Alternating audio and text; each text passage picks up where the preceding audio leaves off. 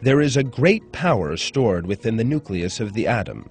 So great is that power that with the discovery of this energy, humanity is able to make giant canals connecting oceans together, build mountain passes, and produce artificial climates. This force, used in nuclear energy and medicine, is without doubt of vital importance in the present day. The name of this magnificent power hidden within the nucleus of the atom is strong nuclear force. This force is released by the technical process known as fission, in other words, nuclear splitting, and an enormous amount of energy is released during this reaction. The reaction known as fission is the splitting of the atomic nucleus, held together with the strong nuclear force, the most powerful force in the universe. The principal substance used in fission reaction experiments is uranium. During fission experiments, scientists shot a neutron at the uranium nucleus at great velocity and discovered that the nucleus began to split into its components, releasing a certain amount of energy. Under the effect of the energy produced, the uranium nucleus begins ejecting the components it contains at great velocity, and thus initiates a chain reaction. Each newly split nucleus behaves like the initial uranium nucleus.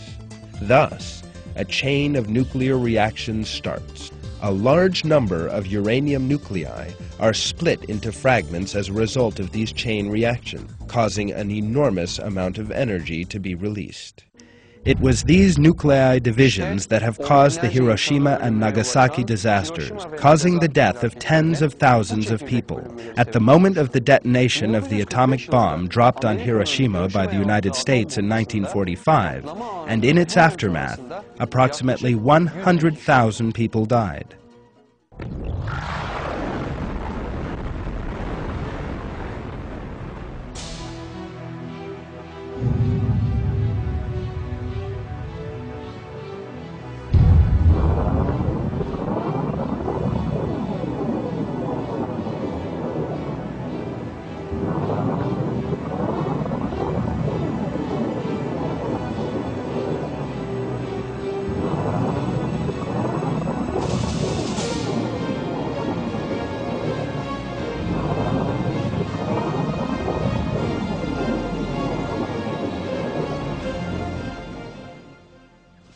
Another atom bomb dropped on Nagasaki by America caused the death of another 40,000 people right at the moment of detonation.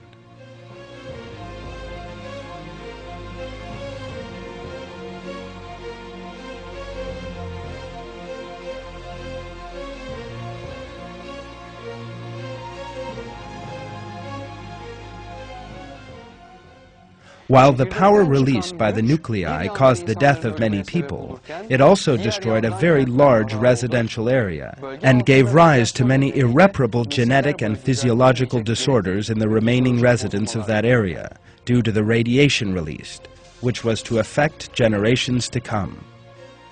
How is it, though, that while our Earth, the whole atmosphere, and everything animate and inanimate, including us, are composed of atoms, this incredible force stored in the atom is not released by natural means? Because the flawless equilibrium in the creation of the atom keeps this force under control.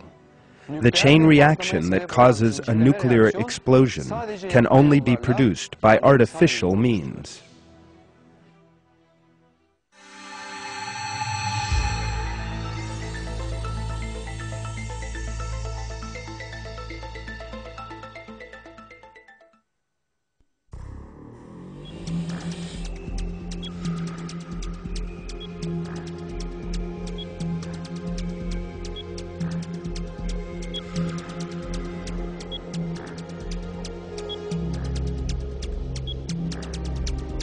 Throughout the course of this film, we have examined a great many astonishing and miraculous phenomena. We have seen that a body consisting of atoms breathes the atoms in the air, eats the atoms in food, and drinks the atoms in water. What we have seen is nothing else than the collision of photons and the electrons in the atoms in your eye. What about what we perceive through touch? That too consists of the atoms in our skin, repelling the atoms in objects. The structure of the atom possesses a very complex equilibrium and design. None of these structures, therefore, could have come into being by chance, as materialists who deny the existence of God admit. Chance gives birth only to chaos, corruption, disorder, and error. The magnificent harmony, order, and equilibrium in the atom show that all of life is the product of a conscious and flawless creation.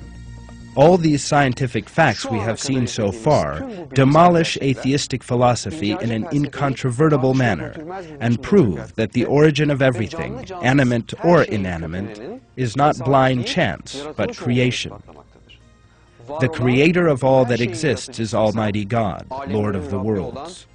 In one verse of the Quran, it is revealed,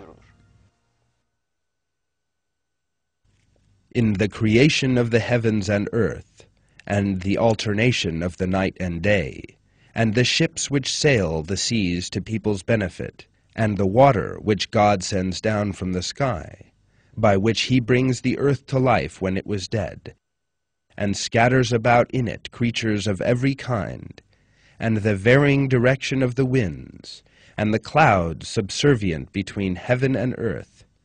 There are signs for people who use their intellect."